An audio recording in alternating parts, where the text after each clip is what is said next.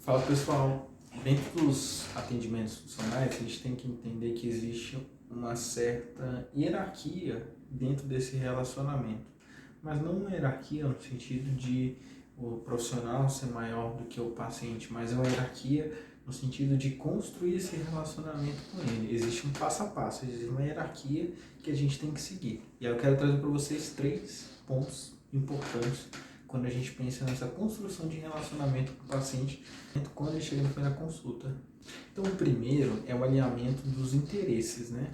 E aí, qual que é o interesse do paciente com aquele atendimento nutricional? Qual que é o objetivo dele? E aí, a gente tem que entender que o paciente está lá porque ele entende que a gente pode ajudar ele. Só que, das coisas que saem da nossa boca, não podem gerar desconforto no sentido de dor, constrangimento, medo no nosso paciente, porque isso vai conflitar os interesses do que ele veio buscar aqui no consultório, né? Até um julgamento. Então, o paciente tem interesse de um fim estético, por exemplo, em relação à parte do atendimento nutricional. Só que aí o profissional fala, mas isso é muito coisa de gente fútil, né? Tá impondo, né, uma verdade aonde talvez o paciente se sinta totalmente é,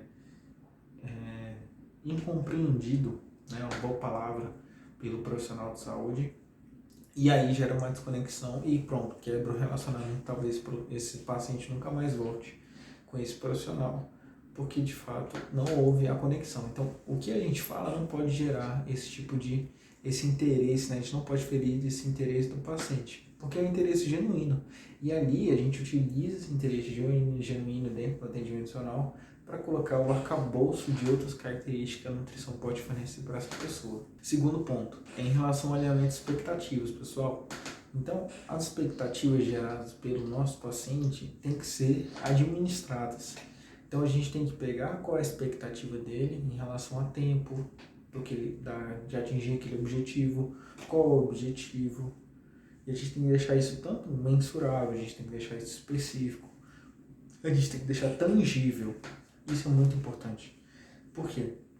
Porque às vezes ele cria, né, uma régua muito alta, ele coloca uma régua muito alta para aquele objetivo que ele está querendo, só que de fato a realidade é mais embaixo, né? Tem um caminho mais ordenado para chegar onde ele quer chegar.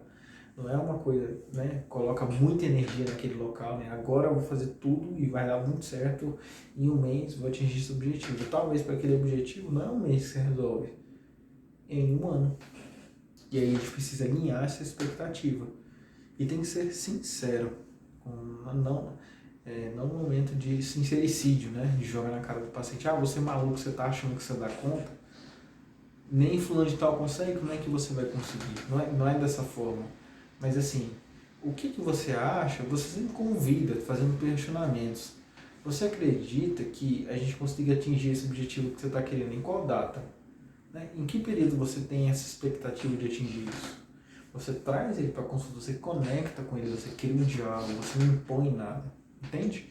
Então, o segundo ponto é alinhamento de expectativa. O terceiro ponto é que esses interesses que são colocados pelo paciente, quando a gente observa dentro do primeiro ponto, então o interesse primário dele, ele não pode ser influenciado por terceiros, ou seja, não pode colocar condicionamento em outras pessoas para que isso aconteça de fato.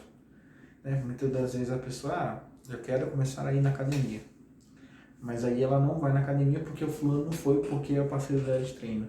E ela está colocando uma condicionante para aquele objetivo, sendo que aquele objetivo, aquela atividade vai ajudar nesse interesse dela primário, do porquê que ela procurou o profissional. Então a gente tem que buscar e munir o paciente de não colocar condições para aquilo que ele tem que fazer, né? Que mesmo que não seja na mesma intensidade que ele consiga sozinho, dentro do que ele às vezes faria em grupo, pelo menos ele está fazendo sozinho e ele não depende de outras pessoas. Não estou falando que a gente tem que deixar o paciente ser algo inflexível, mas ele tem que ter essa flexibilidade para entender que ele pode fazer coletivo, mas ele também consegue fazer essa atividade sozinho, porque isso não pode ser uma condicionante para que ele não faça, que é o objetivo final, aquele tipo de atividade. Beleza? Então esses são os 3 pontos que vão ajudar muito nessa sua conexão, nesse relacionamento seu com o seu paciente, beleza? Valeu!